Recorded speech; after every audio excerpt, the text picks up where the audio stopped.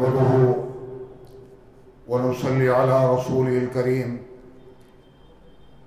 वस्सलातु वस्सलामु अला सय्यिदिल मुरसलीन व अला आलिहि व अस्हाबिहि अजमाइन। बुजुर्गों, नौजवान साथियों,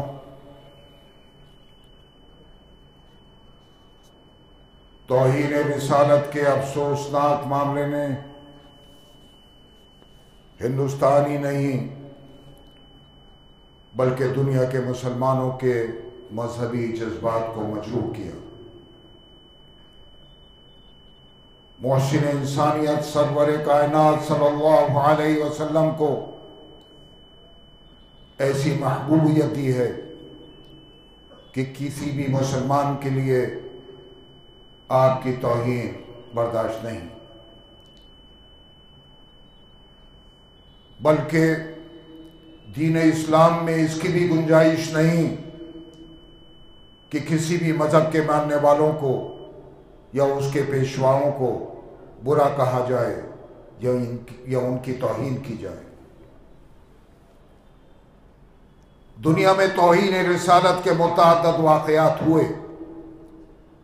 कुछ अरसे पहले आपको याद होगा फ्रांस में हुए तौहीन रिसालत के वाक़यात ने दुनिया के मुसलमानों को हिला कर रख दिया। सलमान रुश्दी और तस्लीमा नसरीन ने किताबें लिखी,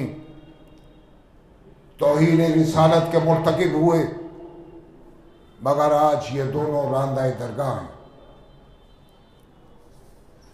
अल्लाह अज़्ज़ा वजल फरमाता है, इन्ना कफ़ैना कल मुस्ताज़ीन, यकीनन हम काफ़ी हैं आपकी तरफ से उन लोगों से निपटने के लिए जो आपका मजाक उड़ाते।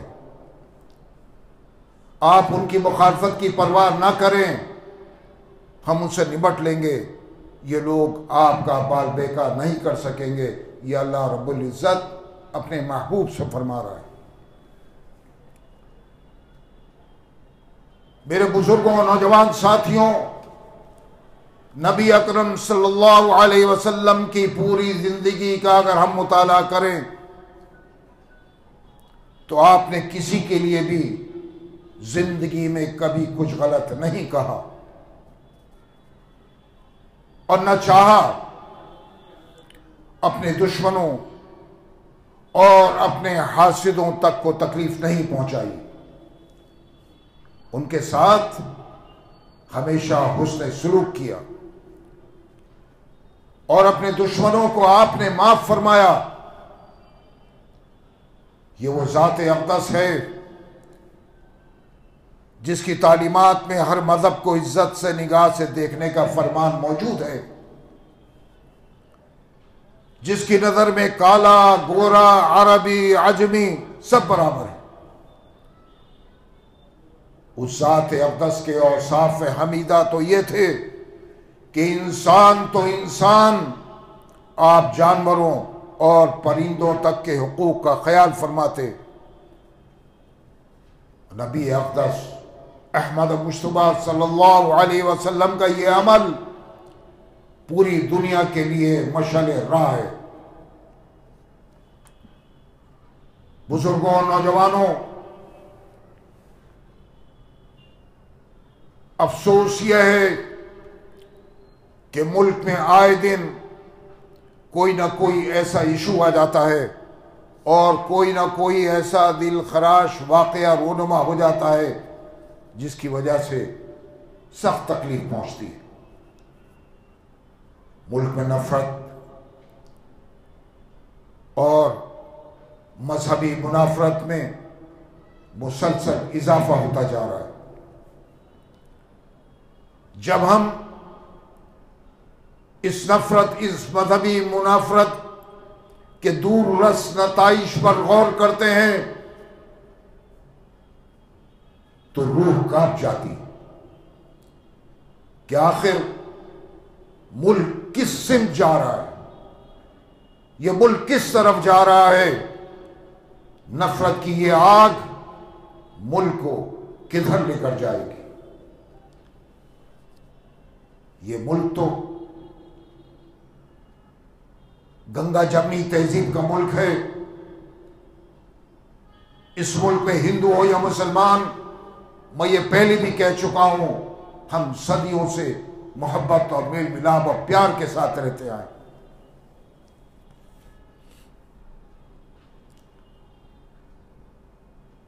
और इस मुल्क के लिए जरूरी है कि अब मिलजुल कर रहें। सवाल हिंदू का और मुसलमान का ना हो, सवाल हो जुल्म को खत्म करने का, सवाल हो मुनाफरत को खत्म करने का, ताकि इस मुल्क में हिंदू हो या मुसलमान सब चैन और सुकून के साथ जिंदगी गुजार सके। इतना अरसा हो गया इस नफरत को फैले हुए, जिसकी वजह से मुल्क का मुसलमान, मुल्क के हिंदुओं की अक्सरियत इस माहौल की वजह से परेशान। और यह हुकूमत की जिम्मेदारी है कि ऐसे लोगों पर कंट्रोल करें, उनकी जबान को लगाम दें। अभी जो आनत रसूल का वाकया हुआ, वो दो लोग थे, वो दो लोग जिसमें एक खातून भी शामिल थी। मैं अगर ये सवाल करूं ऐसा बयान उन्होंने क्यों दिया, उनको क्या जरूरत थी मुल्क में इस तनाज़े को खड़ा करने की। उन्होंने जिन किताबों का हवाला दिया कि मैंने कुछ किताबें पढ़ी, जिसके बाद मैं ये बोली, मैं यहां ये कहूंगा कि कुछ भी बोलने से पहले अगर हुजूर की सीरत का मुताला कर लेती तो बेहतर होता और यह तनाज़ा मुल्क में खड़ा न होता। मुल्क में तो ना मालूम कैसी कैसी किताबें छप रही हैं और जिसमें ना मालूम क्या क्या लिखा है। तो क्या इसी तरह उन किताबों को पढ़ पढ़कर इस मुल्क में नफरत को बढ़ावा दिया जाता रहेगा?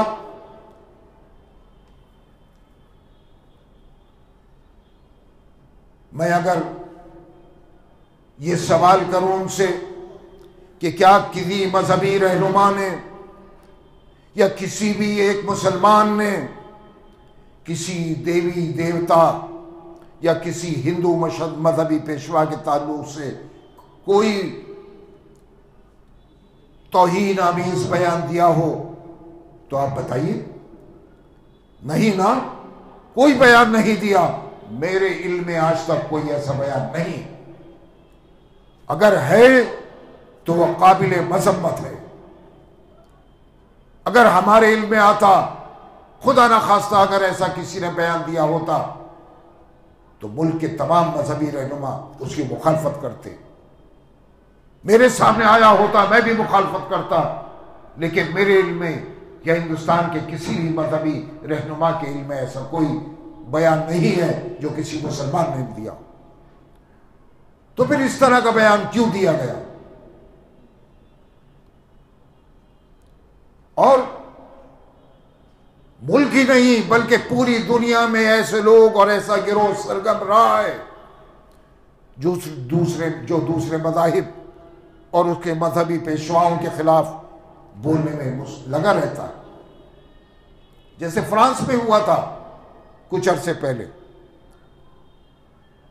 और इसी वजह से जब इस तरह के दिल खराश मजहबी जज्बात को भड़काने वाले बयानात अखबारात में छपते हैं या कोई बयान देता है, उसकी वजह से माहौल बिगड़ता है। हमारे मुल्क में अगर कोई इस तरह का बयान दिया जाता है तो वह काबिल मजम्मत है, वो किसी की भी तरफ से हो, और इसको रोकने की जरूरत है। वो हिंदू मजहबी पेशवा हो, मुसलमान मजहबी पेशवा हो, सिखों के पेशवा हो, ईसाइयों के पेशवा हो, बुद्धिस्टों के मजहबी पेशवा हो, किसी के भी खिलाफ अगर इस तरह बोला जाता है तो वह काबिल मजम्मत। हुकूमत को चाहिए कि इस ताल्लुक से वो एक सख्त कानून बनाए ताकि किसी भी मजहब और किसी भी मजहबी पेशवाओं के खिलाफ आवाज उठाने की किसी की हिम्मत न हो। यह मुल्क मुख्तलिफ मज़ाहिब के मानने वालों का मुल्क है और इस मुल्क में तमाम मज़ाहिब का एहतराम भी जरूरी है। मेरे नौजवानों, सूरह आल इमरान में अल्लाह ताला फरमाता है, वला तहीनु वला तहज़नु व अंतुमुल अअलौना इन कुंतुम मुमिनीन। फरमाता है तुम पस हिम्मत न हो, तुम गम न करो, तुम ही गालिब रहोगे अगर तुम मोमिन हो। और जैसे मैंने इससे पहले आयत आपके सामने पढ़ी, इन्ना कफीना कल मुस्तादीन, उसमें भी फरमाते हैं अल्लाह रब्बे करीम, यकीनन हम काफी हैं आपकी तरफ से इन लोगों से निपटने के लिए जो आपका मजाक उड़ाते। अज़ीज़ान मोहतरम, हालात जब भी तंग कर दिए जाएं, मसाइब व मुश्किलात जब भी हमें घेर लें, हमें मायूस नहीं होना, इस यकीन के साथ कि ये अंधेरे इंशाअल्लाह रोशन होंगे। हर अंधेरे के बाद उजाला है और हर रात के बाद सवेरा। और ये भी याद रखें कि हर उरूज के बाद जवाल है। उरूज और जवाल कौमों की तारीख का हिस्सा है और अल्लाह कभी किसी कौम को उरूज देता है और कभी जवाल। हमारी ये मुश्किलात तो कुछ भी नहीं। उन मसाइब और मुश्किलात पर गौर कीजिए जो आकाए नामदार ने बर्दाश्त की हैं। पत्थर खाए, ओजड़ियां फेंकी गईं, जादूगर कहा गया और न मालूम क्या क्या इल्जामात आप पर लगाए गए, मगर आपने पूरी जिंदगी सब्र और तहम्मुल का मुजाहिरा किया। और जैसा कि मैंने आपसे इससे पहले भी अर्ज किया कि आपने हमेशा अपने दुश्मनों को माफ भी किया और इसी के साथ हमारे प्यारे नबी ने अपनी कामयाबी का यकीन और उनको, हमारे नबी को इसी के साथ अपनी कामयाबी का यकीन भी था। आपने कभी इस पर गौर किया? मैं अपने नौजवानों से मुखातिब हूं और उन नौजवानों से जो बेराह रवि की तरफ चल पड़े कि हम आज क्यों रुसवा हैं और इन नागुफ्ताबे हालात ने हमें क्यों घेर रखा है, इसकी वजह क्या है? इसकी वजह है हमारे मुआशरे में, हमारी सोसाइटी में जो बुराइयां दाखिल हो गई, जिसकी तरफ हमारे नौजवानों का एक बड़ा तबका बेराह रवी की तरफ चल पड़ा। अय्याशी, फहाशी, जुआ, उरियानियत, शराब नौशी, और ये शराब नौशी तो आम होती जा रही है। मुआशरे में फैली हुई इन बुराइयों को हमें दूर करना होगा।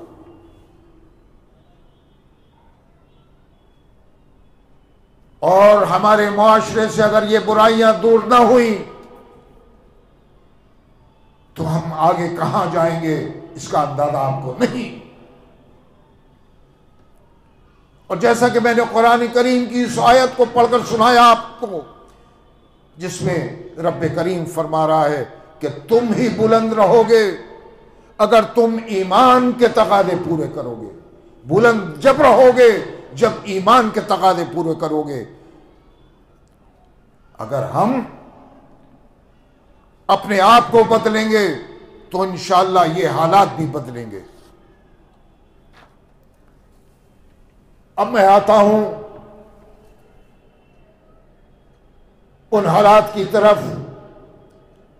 और उन अफसोसनाक और दिल खराश वाकयात की तरफ जो गुज़िश्ता जुमे को हिंदुस्तान के शहरों में रूनुमा हुए।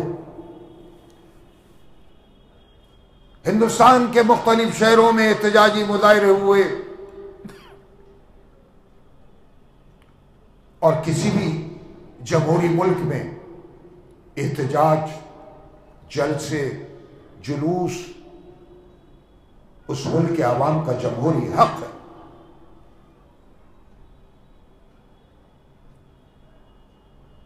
लेकिन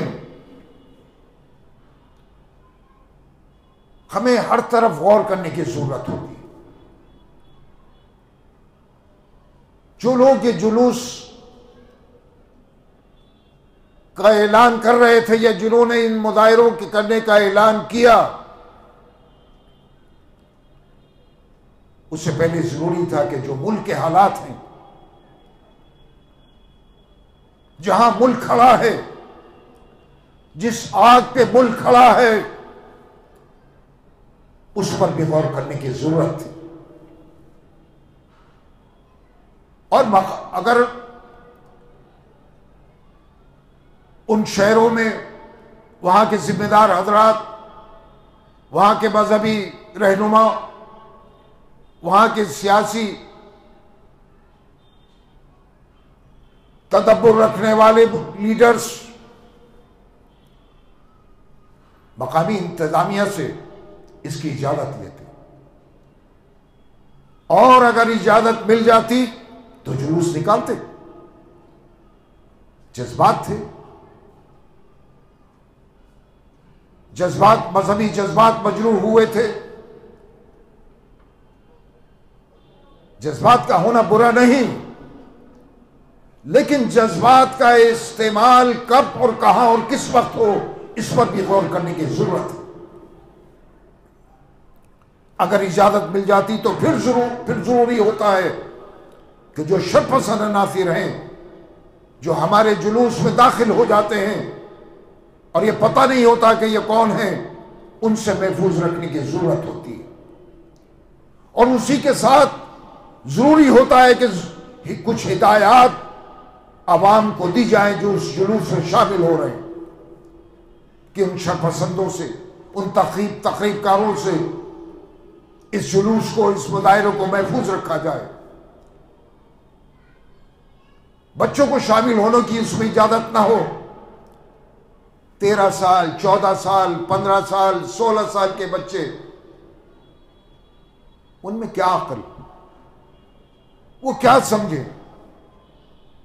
हुजूर की मोहब्बत थी, निकल आए और कुछ नामालूम लोगों ने पत्थर फेंकने शुरू किए और उसके बाद यह सिलसिला शुरू हो गया। तो उनकी जिम्मेदारी बनती है कि जो ऑर्गेनाइजर्स थे, जिन्होंने ऑर्गेनाइज किए मुजाहिरे, उनकी जिम्मेदारी थी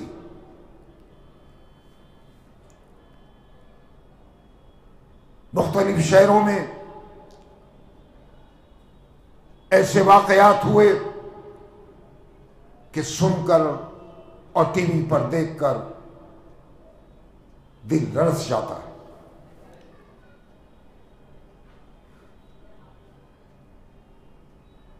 लोगों की जाने गई।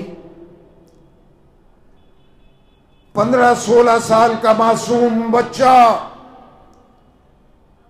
अपनी मां का इकलौता बच्चा, वो तो जज्बे में जा रहा था, सर में गोली लगी और शहीद हो गया। एक और नौजवान शहीद हुआ, लोग जख्मी हुए, गिरफ्तारियां हुई, मुकदमात बने, जेलों में हैं, कुछ जेलों से छूटे। जिनकी गिरफ्तारियां हुई अब उनकी जमानत के लिए दौड़ भाग, कोई कर सकेगा, कोई नहीं कर सकेगा, किसी का कोई जमानती होगा, किसी का नहीं होगा। वकला को फीस देने के लिए किसी के पास पैसे होंगे, किसी के पास नहीं होंगे, कोई दर दर की ठोकरें खाएगा। लेकिन जिस मां का वो बच्चा था,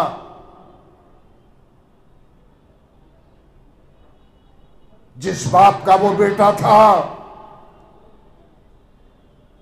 वो कोई वापस नहीं ला सकता। वो मां का दर्द और उस बाप का दर्द सिर्फ मां और उसका बाप जानता है। ये तो इकलौता था, ना उसका भाई ना बहन। और दूसरा जो शहीद हुआ वो किसी का शौहर था, किसी का बाप था, किसी का बेटा था, किसी का भाई था। वो भी वापस नहीं आ सकता। आज शहरों शहरों को आराम है।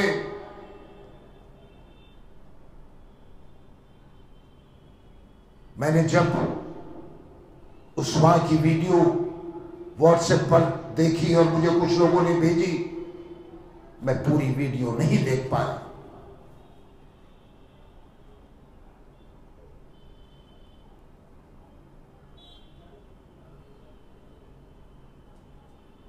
बस इस दुखी दिल के साथ मैं आपसे यही कहूंगा कि कोई भी कदम उठाने से पहले तमाम चीजों पर गौर, फिक्र और मशवरा जरूरी। मैं अब दिल्ली की तरफ आता हूं। गुज़िश्ता जुमे को मेरा तकरीर का इरादा था कि मैं नमाज जुमे से कबल बोलूं। रात को मैंने तय कर लिया था कि मैं तकरीर करूंगा।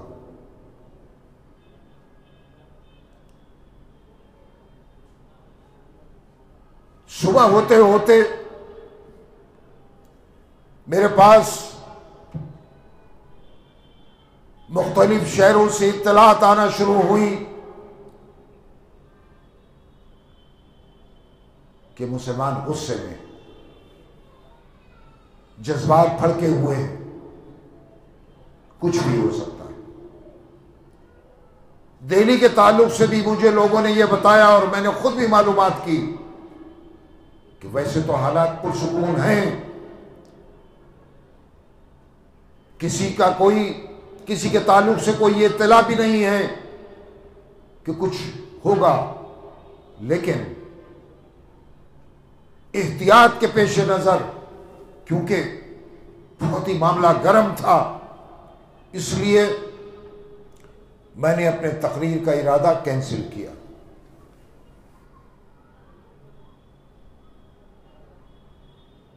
जुमे के रोज मेरे बेटे शाहबान बुखारी सल्लमा ने नमाज पढ़ाई और नमाज पढ़ाने के बाद मुझे आके बताया कि नीचे तो नारे लग रहे हैं। मैंने लोगों को फौरन भेजा कि जाकर देखो क्या वाकया है, क्योंकि लोग भाग रहे थे दालान की तरफ। और क्योंकि अचानक नारे लगने शुरू हुए तो लोग एकदम घबरा जाते हैं कि क्या हो गया, क्योंकि पहले से तो किसी का कोई प्रोग्राम ऐसा नहीं था कि कोई मुजाहरा होगा या कोई इस तरह का प्रोग्राम है किसी का। मालूम हुआ कि कुछ लोगों ने नमाज जामे मस्जिद में पढ़ी, चंद लोग, 10, 15, 20 हो सकते हैं, वो अपनी जेबों में कुछ कागज के लिखे हुए कुछ लेकर आए थे, जिसको प्ले कार्ड आप कह सकते हैं, वो उन्होंने नीचे निकाले और नारे लगाना शुरू कर दिए। पहले तो उन्होंने नारे दिल्ली पुलिस के खिलाफ लगाए। भाई मुतालबा तो हुकूमत के साथ था। दिल्ली में तो खुदा न खास्ता कोई वाकया नहीं हुआ था जो अचानक पुलिस के खिलाफ नारे लगने शुरू हुए। और अगर 2 या 4 शरपसंद पुलिस के ऊपर पथराव शुरू कर देते तो फिर कहां मामला पहुंचता, इसका अंदाजा आपको भी है, मुझको भी है। फिर इसको रोकना ना आपके बस का होता, ना मेरे बस का होता, और न मालूम क्या हालात दिल्ली में होते। और अगर दिल्ली में जब होते हैं खुदा न खास्ता जामे मस्जिद पर कुछ होता तो यह आग कहां तक फैलती, यह आपको भी अंदाजा है, मुझे भी अंदाजा है। और वो लोग, जो चंद लोग आए थे, चौक भर गया देखने वालों से। जामा मस्जिद की सीढ़ियां भर गई, क्योंकि नीचे चौक पर एक भीड़ थी और नमाजी यहां से उतर रहे थे। कैसे उतरते, कहां जाते, देख रहे थे वो कि ये हो क्या रहा है। वो सारे मुजाहिरीन तो नहीं थे, मुजाहिरा करने वाले तो 10, 15, 20 लोग थे। और वो प्ले कार्ड जो उनके हाथ में थे, जज्बात के में बच्चों ने अपने, बल्कि उन्होंने, मैं समझता हूं कि उन्होंने दूसरों के हाथ में थमा दिए, और जो जज्बात में बच्चे थे, नौजवान थे, उन्होंने अपने हाथ में लेके चंद लोगों ने नारे लगाने शुरू कर दिए। वो गायब हो गए। वो तो लगता है कि साजिश के तहत आए थे एक बड़ा फसाद कराने की, वो तो निकल लिए। नौजवान थे, जज्बा था, उन्होंने भी नारे लगाने शुरू कर दिए, क्योंकि हुजूर अक़दस की जात का मामला था। लेकिन किसी ने पत्थर नहीं चलाया। और उन नौजवानों ने वो तो चले गए, जिन्होंने वो प्ले कार्ड अपने हाथ में ले लिए, उन्होंने कहीं पुलिस के खिलाफ नारे नहीं लगाए, ना कोई पत्थर फेंका। जज्बा था, नारे लगा रहे थे, लगाकर अपने घरों को चले गए। मैं उनको इतना कसूरवार नहीं मानता। हां, ये जरूर कहता हूं कि जो लोग नारे लगाने के लिए आए थे, क्या आपको मालूम था कि वो कौन है, किस तंजीम से ताल्लुक रखते हैं, किस जमात से ताल्लुक रखते हैं, कहां के हैं? नहीं, किसी को नहीं मालूम। तो फिर उसमें शामिल नहीं होना चाहिए था। क्यों कि खुदा न खास्ता अगर हालात और ज्यादा ये तो बिगड़े नहीं थे, अगर बिगड़ जाते तो फिर क्या होगा, इसका अंदाजा आपको होगा। अब रहा सवाल मेरे बोलने और ना बोलने का। अगर मैं, जब लोगों में गुस्सा था, जज्बात इतने ज्यादा भड़के हुए थे, अगर मैं जुमे के दिन बोल देता तो आग लग जाती, संभालने से नहीं संभलती। किसी भी जिम्मेदार का काम आग को बुझाना होता है, आग को बढ़ाना नहीं। अगर मैं बोलता तो इसका मतलब यह कि मैं आग पर तेल छिड़कता, यानी इसके माने ये निकलते कि मैंने आग पर तेल को छिड़का। मैं वो काम नहीं कर सकता था जो मिल्लत को, जो कौम को, जो उम्मत को जिससे नुकसान हो। बोलने में कोई वक्त नहीं लगता, मैं माइक मंगाता और बोलना शुरू कर देता। मैंने तो रात को कह भी दिया था कि तैयारी कर लेना अपने स्टाफ को और मैं तकरीर करूंगा। लेकिन क्यों मैंने मुलतवी कैंसिल किया? सिर्फ इसलिए कि मेरे बोलने से जो नुकसान होगा मेरी कौम को, मेरे नौजवानों को, वो किसी भी तरह से ठीक नहीं है। और जब बोलना होता है बोलता हूं, जुमतुल विदा के दिन मैंने समझा कि अब मेरा बोलना जरूरी है और बोलना चाहिए। हालात इसके मुतकादी हैं कि मैं बोलूं तो मैं बोला। और जामे मस्जिद की तो तारीख रही है कि जब मुनासिब हुआ कोई भी मसला हुआ तो उसमें बोले, लेकिन हालात को देखना पड़ता। ये नहीं कि जज्बात में बह जाएं। मैं जज्बात में बहने वाला नहीं। मैंने दुनिया देखी है नौजवान साथियों, मैंने दुनिया देखी है। तुम अभी कम उम्र हो, तुम्हें नहीं मालूम माजी में क्या हालात गुजरे हैं और आगे क्या हो सकता है। हमें उसको देखकर, उसको सोचकर, उसको समझकर, दिमाग में रखकर कोई कदम उठाना चाहिए।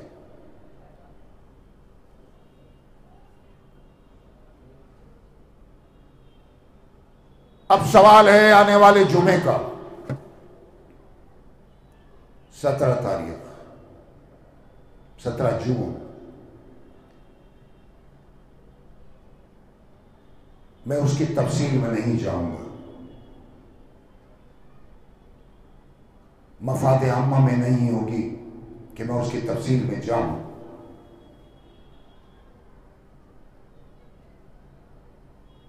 मुख्तलिफ ऐलानात कुछ लोगों की तरफ से होते हैं, किसी का जवाब दिया जाता है, किसी का नहीं। 1.5 महीने पहले भी कुछ ऐलान हुआ और चंद दिन पहले भी हुआ, लेकिन मैंने आज की तारीख तक कोई जवाब नहीं दिया, न मैं दूंगा। ऐसी बातों का जवाब देना मेरा काम नहीं है। उस वक्त तक जब तक कि एडमिनिस्ट्रेशन अपनी जिम्मेदारी पूरी न करे, और इस जिम्मेदारी को पूरा करना एडमिनिस्ट्रेशन का काम है, पुलिस का काम है कि जिम्मेदारी मेरी या आपकी नहीं है। मैं अपने नौजवानों से, अपने बुजुर्गों से यह दरख्वास्त करूंगा कि आने वाले जुमे को और इसके बाद भी हमें हर चीज पर निगाह रखनी, कोई नारा नहीं लगने देना, कोई नारा नहीं लगेगा। अपने आस पास अगल बगल हर एक का ख्याल रखना है। अगर कोई नारा लगाता है उसको रोक देना है। इलाके के जिम्मेदार हजरात हैं, वो पुलिस से राब्ता कायम करेंगे और अपनी जिम्मेदारी को वो भी पूरा करेंगे, लेकिन अहम जिम्मेदारी पुलिस की है, उसका काम है, हमारा काम नहीं है। और ना हमें उसको कोई अहमियत देनी है उस वक्त तक जब तक के कोई कार्रवाई नहीं होती। मैं इसी के साथ आपसे इजाजत चाहता हूं और इस दरख्वास्त के साथ कि आने वाले जुमा हो या उसके बाद का जुमा हो, हमें नारों से, शरपसंद अनासिर से, ऐसे लोगों से जो माहौल को बिगाड़ना चाहते हो, उससे एहतियात रखनी है। उन लोगों को कंट्रोल करना है जो कोई गलत कदम उठाता है, और हमें अपनी जिम्मेदारी को पूरा करना है। व आखिर दावाना अनिल हम्दुलिल्लाहि रब्बिल आलमीन। खुदा आपका हामी व नासिर।